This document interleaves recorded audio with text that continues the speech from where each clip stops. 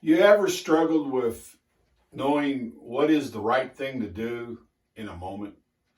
I mean, sometimes you get in a situation you're not totally sure, is this the biblical way to act? Is this what God would want me to do or not? Uh, what would be pleasing to the Lord? And maybe, we get so caught up in verse and chapter that we actually miss God's goal for us of love, of compassion, of loving one another, of loving Him, and even loving our enemies, to show love, God's love to other people. There's an account like that in the Gospel of Luke, chapter 13, where Jesus was in the synagogue.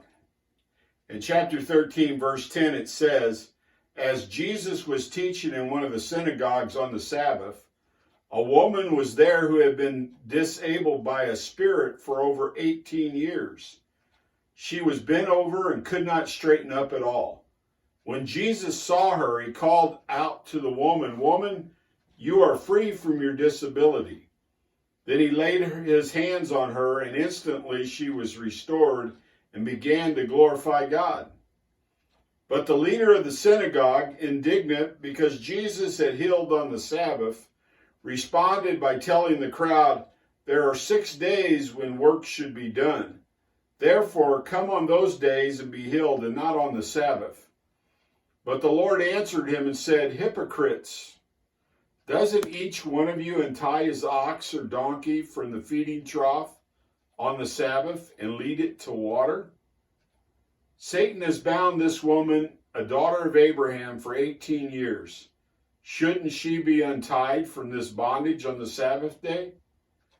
When he had said these things, all his adversaries were humiliated, but the whole crowd was rejoicing over all the glorious things he was doing." So caught up in the formula that this Pharisee missed the opportunity to be compassionate towards a woman. Jesus healed her on the Sabbath, the day of rest.